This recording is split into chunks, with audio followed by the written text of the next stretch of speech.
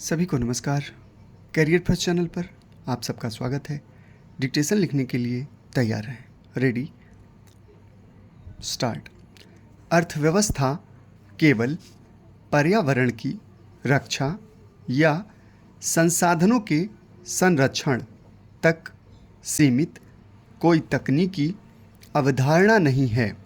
यह आर्थिक विकास, सामाजिक समावेशन और पारिस्थितिकीय संतुलन का ऐसा संयुक्त विचार है जिसकी सफलता का वास्तविक आधार समाज के सभी वर्गों की समान गरिमामय और निर्णायक भागीदारी में निहित है।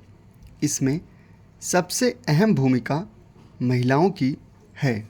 महिलाएं केवल पर्यावरण की पारंपरिक रक्षक नहीं हैं, बल्कि परिवर्तन की वाहक भी हैं। वे नवाचार, नेतृत्व और समावेशी विकास की धुरी हैं।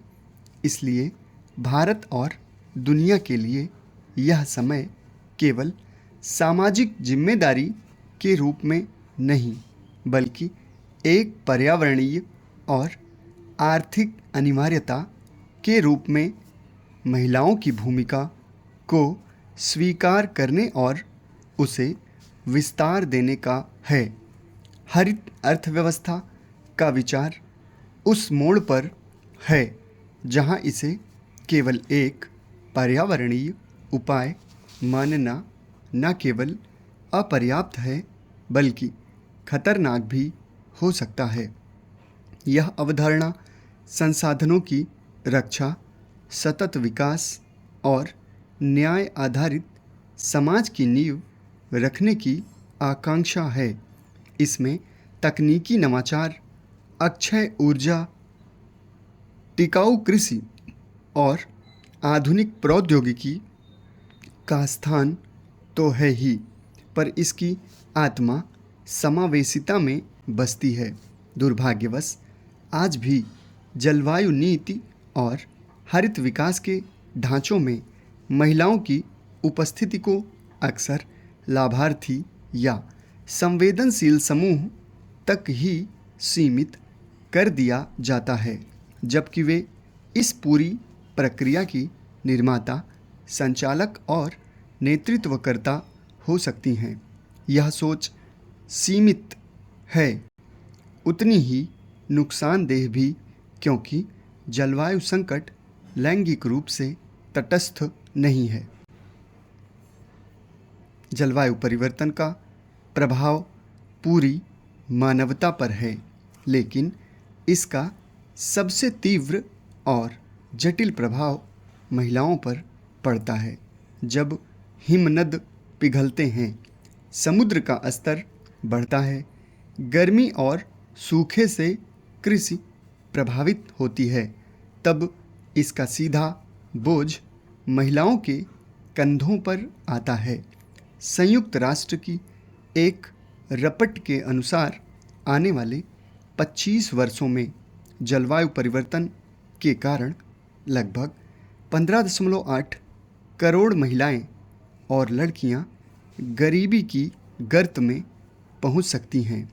यह आंकड़ा सिर्फ एक चेतावनी नहीं है, बल्कि उस गहरे लैंगिक असंतुलन की तस्वीर है जिसे जलवायु संकट और गहरा कर रहा है। भारत जैसे देश में यह संकट और भी अधिक जटिल है। यहाँ पानी, ईंधन, भोजन और देखभाल की जिम्मेदारी पारंपरिक रूप से महिलाओं पर रही है। कुछ गांवों में आज भी महिलाएं सुबह दूर तक पैदल चलकर पानी लाती हैं, जंगलों से जलावन की लकड़ी बटोरती हैं, खेतों में काम करती हैं और घर परिवार की देखभाल में दिन रात लगी रहती हैं। लेकिन इन सभी कार्यों को उत्पादक काम नहीं माना जाता। जब जंगल कटते हैं तो ईंधन के विकल्प खत्म हो जाते हैं। जब फसलें चौपट होती हैं तो सबसे पहले भूख की चिंता महिलाओं को सताती है। आपदा के समय महिलाएं अपने बच्चों और बुजुर्गों की रक्षा में सबसे अधिक जोखिम उठाती हैं। फिर भी आपदा प्रबंधन योजनाओं, विकास नीतियों और हरित अर्थव्यवस्था के विमर्श में उनकी वास्तविक भूमिका लगभग अदृश्य रहती है। समाप्त। धन्यवाद।